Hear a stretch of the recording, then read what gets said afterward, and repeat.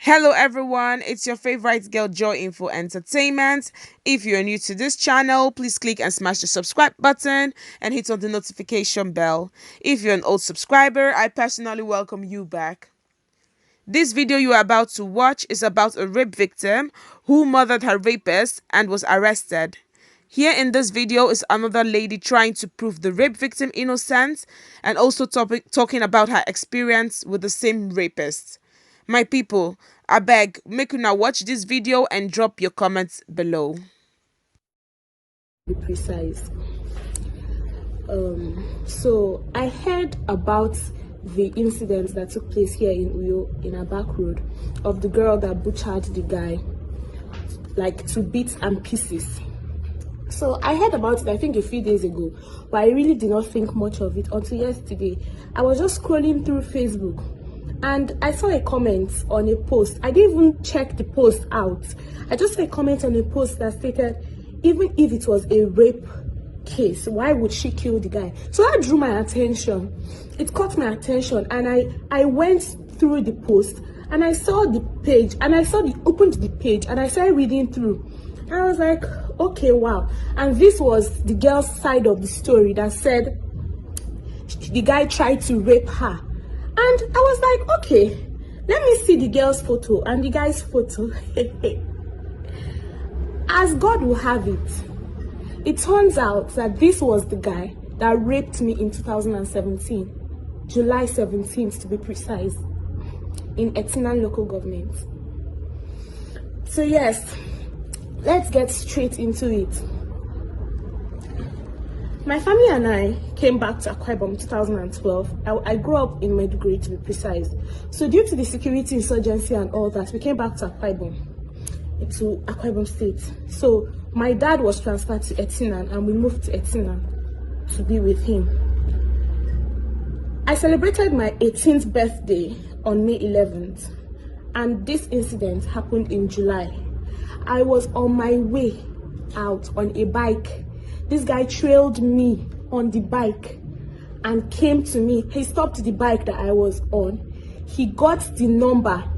This person I'm talking about, let me just try to be very precise with you guys. This is the guy that was butchered to death now that I am talking about. This guy is actually a rapist and a killer. Yes, I said it. He's not just a rapist. He's a serial rapist. So this guy met me. He spoke to me. He sounded so sound. Yes. The same thing the girl said. The same thing, the exact way. That is how it is. Yes. The guy sounded so sound. He was like, okay, since you're in a haste, just give me your number. When you come back, we'll get to see and talk. And me too, I was in a haste. I was like, I better them just give him the number. It's not like I'm going to pick up his call or something. Do you know that on my way back home, when I was on the exact spot that he met me to get my number, my phone rang and I picked up. And he was like, okay, where are you? I told him, okay, I am where he saw me. And by this time, this was already around 6:30 in the evening. In Etina, you know that by 6 o'clock, everybody is already on their way home. Everybody is already inside their houses and it is already late and almost dark. So, he told me to stop by a particular filling station. I will be giving details. This particular filling station is called Ngozi Filling Station and it is in Etina.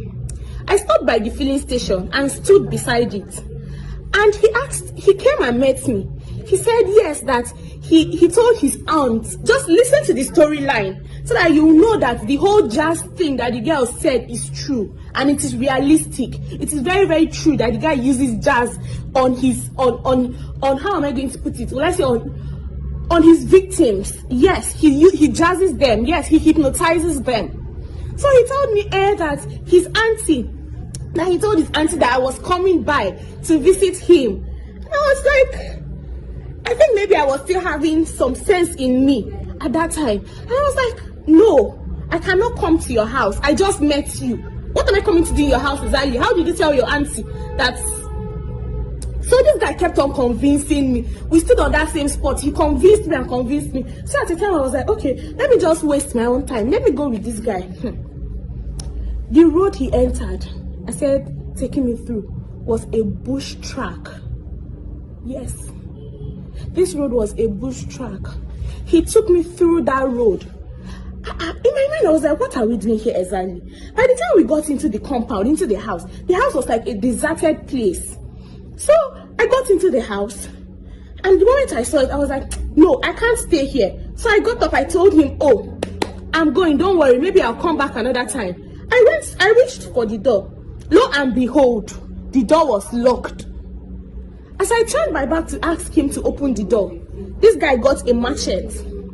He got a machete and a pen knife. And he told me, in that girl's exact words, that he will rape me and kill me and nobody will know about it. And nobody will do anything about it. Yes, those were his exact words to me too. No single thing changed. No single thing changed through time. I begged as an 18-year-old. I begged, I cried. What didn't I do that day? I begged him. I was literally crying. Fine, he still had his way with me. He had his way with me, not once, twice, to be precise. I got back home that night around 11 p.m. I got back home, I snuck into the house. I had my bath. I cried my eyes. I cried for days. Well, if you know me, you know that I left Etinan just a few weeks after that event. I left Etinan because of that the series of events.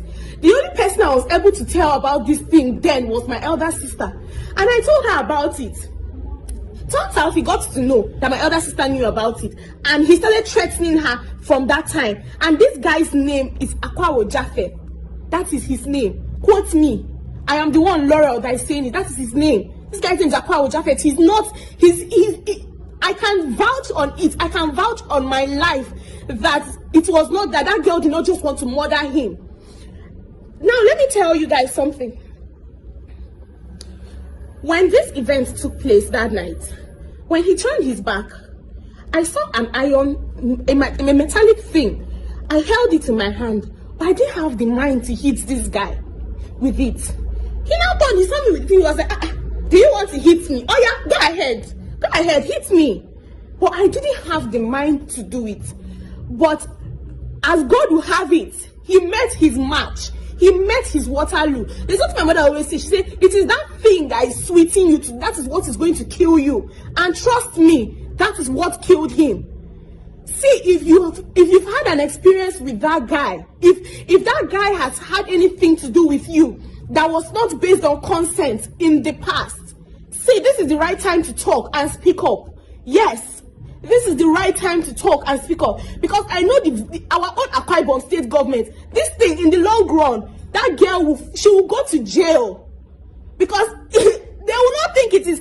We all know our very Nigerian government. We know our policies. There is nothing like self-defense to us.